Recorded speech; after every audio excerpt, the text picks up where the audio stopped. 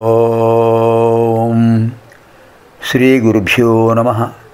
వాగర్థావివ సంపృక్తౌ వాగర్థ ప్రతిపత్తయే జగతః పితరౌ వందే పార్వతీ పరమేశ్వరౌ.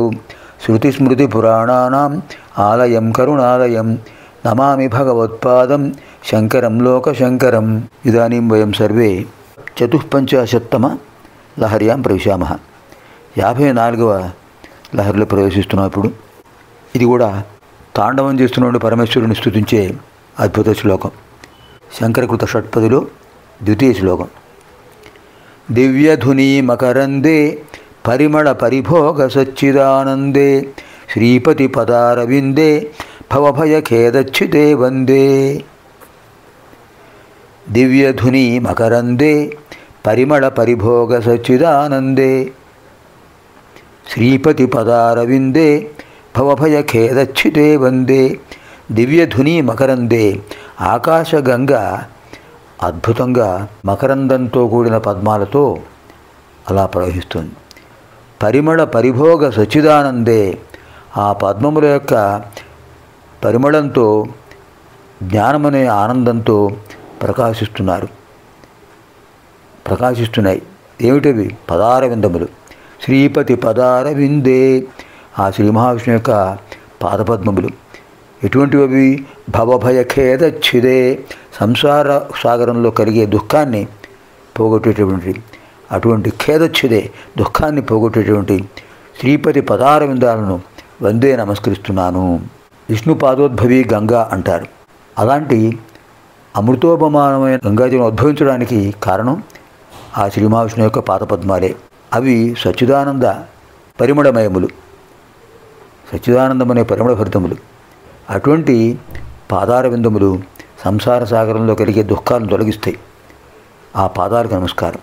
దివ్యధుని మకరందే పరిమళ పరిభోగ సచ్చిదానందే శ్రీపతి పదారవిందే భవభయఖేదచ్యుతే వందే. 54వ లహరి. సంధ్యాఘర్మదినాత్యయో హరికరాఘాత ప్రభూతానకధ్వానో వారిదగర్జితం దివిషదాం దృష్టిచ్ఛటాచంచల భక్తానాం పరితోషబాష్పవితతిర్వృష్టిర్మయూరీ శివ యస్మిన్నుజ్వలతాండవం విజయతే తం నీలకంఠం భజే. సంధ్యాఘర్మదినాత్యయ గ్రీష్మకాలం యొక్క చివరి సమయం, వర్షాకాలం యొక్క ప్రారంభ సమయం. హరికరాఘాత ప్రభూతానకధ్వాన, హరికర ఆఘాత ప్రభూత ఆనకధ్వాన. శ్రీ మహావిష్ణువు మధ్యలో వాయిస్తున్నారు, మృదంగం వాయిస్తున్నారు. పరమేశ్వరుడు యొక్క నాట్యం జరుగుతుంటే వారిదగర్జితం, అలా వారిదగర్జితం మేఘధ్వనిలా అనిపిస్తుంది. దివిషదాం దృష్టిచ్ఛట, దేవతల యొక్క చూపుల సముదాయం ఎలా ఉంది? చంచల, మెరుపులాగా కనిపిస్తోంది. అంటే దేవతల యొక్క చూపులు మెరుపు తీగల్లా ప్రకాశిస్తున్నాయి. స్వామివారిని చూస్తున్నారు వాళ్ళందరూ.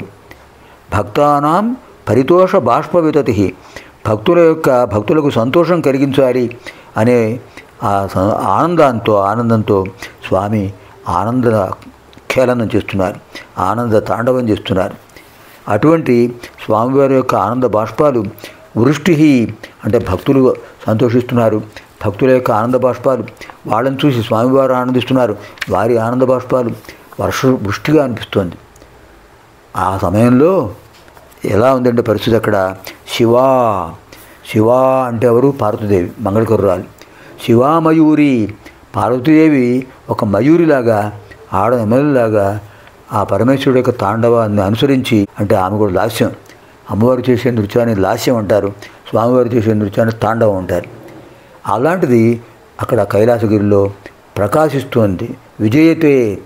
విజయవంతంగా సాగుతోంది ఆ నృత్యం.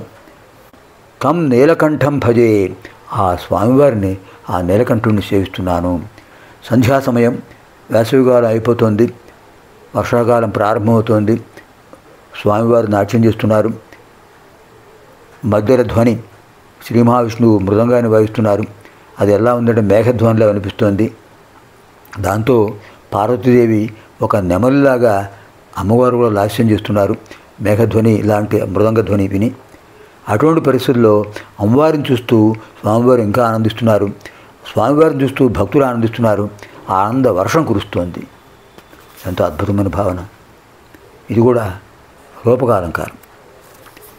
సంధ్యాఘర్మదినాత్యయో హరికరాఘాత ప్రభూతానకధ్వానో వారిదగర్జితం ద్విషదాం దృష్టిచ్ఛటా చంచల భక్తానాం పరితోషబాష్పవితతిర్వృష్టిర్మయూరీ శివ యస్మిన్నుజ్వలతాండవం విజయతే తం నీలకంఠం భజే. పునర్మిలామः ఆగామి కార్యక్రమే. సర్వేభ్యः శివానుగ్రహప్రాప్తిరస్తు. స్వస్తి.